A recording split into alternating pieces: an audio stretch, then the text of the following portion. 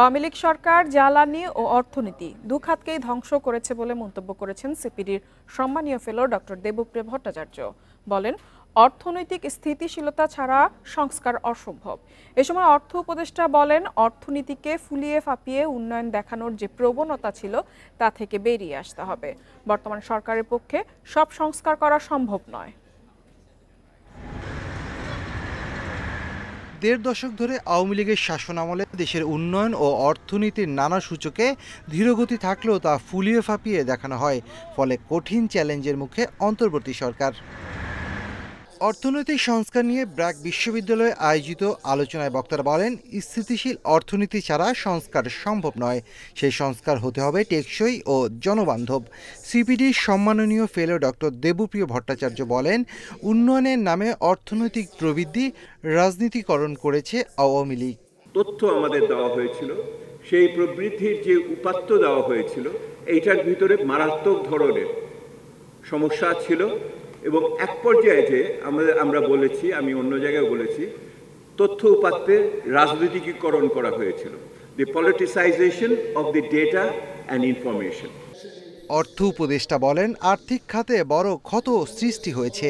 গত সরকারের ভুল উন্নয়ন কৌশল এবং অনিয়ম, বিশৃঙ্খলা, দুর্নীতির কারণে ধ্বংস হয়েছে অর্থনীতি। বারবার নীতি সুদহার বাড়িয়েও মূল্যস্ফীতি নিয়ন্ত্রণ করা যাচ্ছে না। তবে আমি সবসময় বলি, সংস্কারগুলো আমরা সব করে যেতে পারবো। ইমিডিয়েট যেগুলো আর্থিক খাতে, ক্যাপিটাল মার্কেটে, এনবিআই, সেগুলো আমরা করবো একটা short term, overlapping to the mid term, আর মিড টার্মের পরে লং টার্ম তো করবে রাজনৈতিক সরকার। বক্তারা জানান, আর্থিক খাতে ব্যাপক লুটপাট ও বিপুল অর্থ পাচার হয়েছে। ভবিষ্যতে কেউ অর্থ পাচারের চেষ্টা করলে কঠোর ব্যবস্থা নেওয়া হবে বলেও হুঁশিয়ারি দেন অর্থ উপদেষ্টা। Shafiul Alam Sujan, independent news, Dhaka. দারিদ্র্য, বেকারত্ব ও কার্বন নিঃসরণ কমিয়ে আনতে একসাথে কাজ করার জন্য বিশ্ব নেতাদের প্রতি আহ্বান জানিয়েছেন অন্তর্বর্তী সরকারের প্রধান উপদেষ্টা ডক্টর মোহাম্মদ ইউনূস। সকালে ব্রাজিলে আয়োজিত G20 সামিটের উদ্বোধনী অনুষ্ঠানে ভার্চুয়ালি দেয়া ভাষণে এ আহ্বান জানান তিনি। এ সময় ডক্টর ইউনূস ক্ষুধা ও দারিদ্র্য মুক্ত দেশ গড়ার লক্ষ্যে ব্রাজিলের প্রেসিডেন্ট লুলা দা সিলভার নেয়া উদ্যোগকে স্বাগত জানান। বলেন, এবারে G20 সম্মেলনে বাংলাদেশের লক্ষ্য নারীর ক্ষমতায়ন, জলবায়ু এবং ক্ষুধা দারিদ্র্যের বিরুদ্ধে লড়াই করা।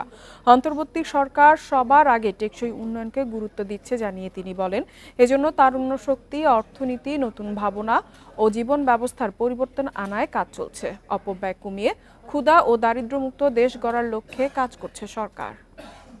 We need to get the foundational principles and actions right. ক্ষুধা ও দারিদ্র্য কমিয়ে আনতে আমরা ব্রাজিলের সঙ্গে কাজ করতে আগ্রহী। দেশটির প্রেসিডেন্ট লুলা দা সিলভাকে বাংলাদেশ সফরের আমন্ত্রণ জানাচ্ছি। সরকার টেকসই উন্নয়নে গুরুত্ব দিচ্ছে, এজন্য তারুণ্যের শক্তিকে কাজে লাগিয়ে 3-0 বাস্তবায়নের লক্ষ্য রয়েছে।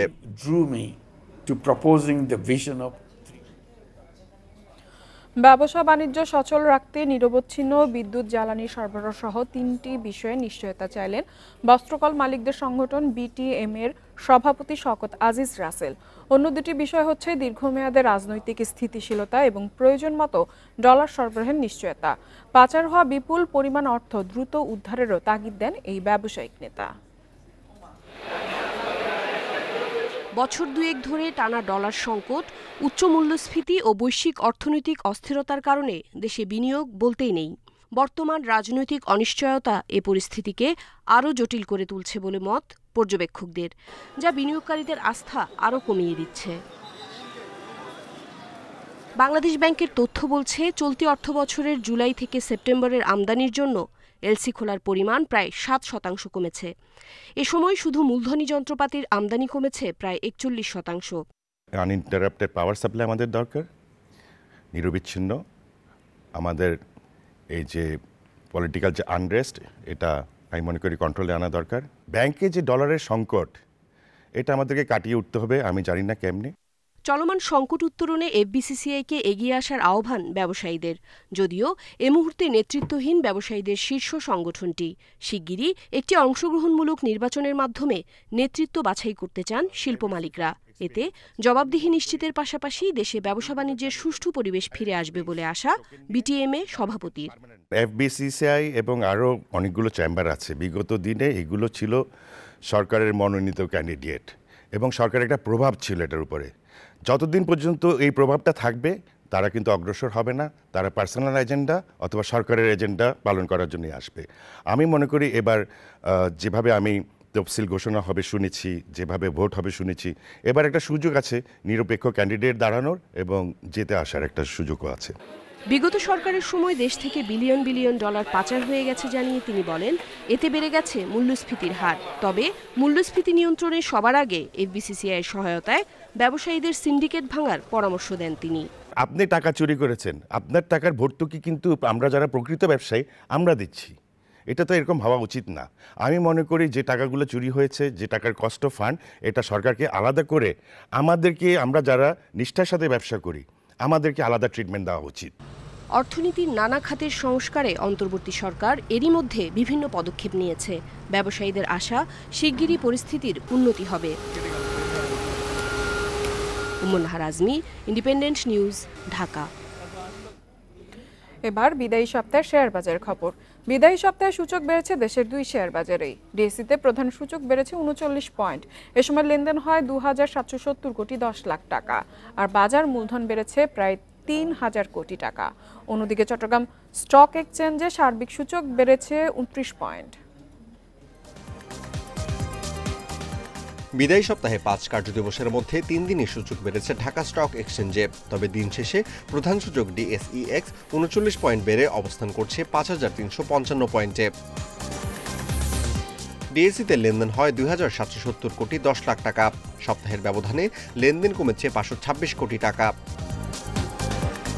সপ্তাহের শেষ কার্যদিবসে বাজার মূলধন দাঁড়িয়েছে 6,71,809 কোটি টাকা।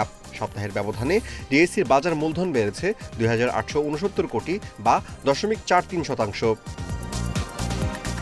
বিদায়ী সপ্তাহে হাত বদলে অংশ নেওয়া 384টি কোম্পানি ও মিউচুয়াল ফান্ডের মধ্যে দর বেড়েছে 148টির, কমেছে 205টির এবং অপরিবর্তিত রয়েছে 31টি প্রতিষ্ঠানের শেয়ার দর।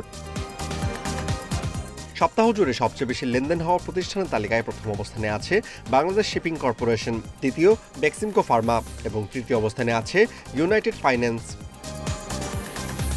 শতাংশের দিক থেকে দর বৃদ্ধি তালিকায় প্রথম অবস্থানে আছে শাইনপুকুর সিরামিক্স, দ্বিতীয় মেঘনা ইন্স্যুরেন্স এবং তৃতীয় অবস্থানে আছে প্যারামাউন্ট। অন্যদিকে বিদায়ী সপ্তাহে চট্টগ্রাম স্টক এক্সচেঞ্জের সার্বিক সূচক 29 পয়েন্ট বেড়ে অবস্থান করছে 14,880 পয়েন্টে। সপ্তাহ জুড়ে লেনদেন হয় 52 কোটি 36 লাখ টাকা। Amirul Islam, independent news. Flight ওঠানামায় ঝুঁকি তৈরি করায় শাহজালাল বিমানবন্দরের রানওয়ের আশেপাশে প্রিয়াঙ্কা হাউজিংয়ের 6টি সহ 13টি বহুতল ভবন ভাঙা হবে। রাজুক জানিয়েছে, অনুমোদনের বাইরে উঁচু করেছেন ভবনের মালিকরা। বর্ধিত অংশ ভেঙে ফেলতে এরই মধ্যে কমিটি করেছে সিভিল এভিয়েশন। রাজধানীর উত্তরার প্রিয়ঙ্কা রানওয়ে সিটি 1 নম্বর রোডে 9 নম্বর প্লটের এ বাড়িটির অনুমোদন 3 তলার, কিন্তু করা হয়েছে 7 তলা। 13 নম্বর প্লটের এই বাড়িটির 4 তলার অনুমতি নিয়ে 8 তলা করা হয়েছে। 26, 30, 36 ও 51 নম্বর প্লটের ভবনগুলোর উচ্চতাও বাড়ানো হয়েছে। প্রিয়ঙ্কা হাউজিং কর্তৃপক্ষ এ নিয়ে কথা বলতে রাজি হয়নি। সিভিল এভিয়েশন জানায়, ভবনগুলো বিমানবন্দরের ফ্লাইট ওঠানামায় ঝুঁকি তৈরি করেছে। থার্ড টার্মিনাল চালু হলে সংকট বাড়বে।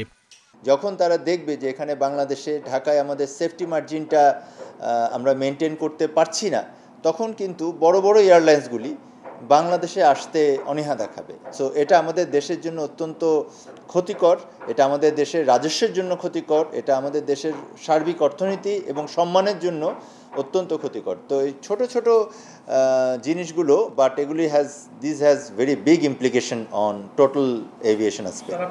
এরই মধ্যে রানওয়ের পাশে 13টি ভবন চিহ্নিত করা হয়েছে। অনুমোদনহীন অংশ ভাঙার পদক্ষেপ নিচ্ছে রাজুক। এছাড়া প্রিয়াঙ্কা হাউজিংয়ের ঝুঁকিপূর্ণ অংশে নির্মাণ কাজ বন্ধের নির্দেশনা দেওয়া হয়েছে। সুপারিশ করা হয়েছে যে আপদকালীন সময়ে এটা ওখানে সিভিল এভিয়েশনের উচ্চতা পূর্ণাঙ্গ যাচাই করা হবে এবং এখানে যে নির্মাণাধীন ভবন রয়েছে সেই ভবনগুলির নির্মাণ কার্যক্রম সম্পূর্ণ বন্ধ রাখার জন্য সংশ্লিষ্ট অথরাইজ অফিসারকে নির্দেশনা দেওয়া হয়েছে। প্রিয়াঙ্কা হাউজিংয়ের 6টি ছাড়া উত্তরার কলাবতী ভবন, খিলক্ষেতের সোহাগ ভিলা সহ আরও 7টি স্থাপনা রয়েছে। আল আমিন হোসেন, ইন্ডিপেন্ডেন্ট নিউজ, ঢাকা। আর এই ছিল অর্থনীতি সারাদিনের আজকের আয়োজনে। ইন্ডিপেন্ডেন্ট টেলিভিশনের সব খবর আরও জানতে চোখ রাখুন ফেসবুক, ইউটিউব এবং এক্সে। আমন্ত্রণ আমাদের পরবর্তী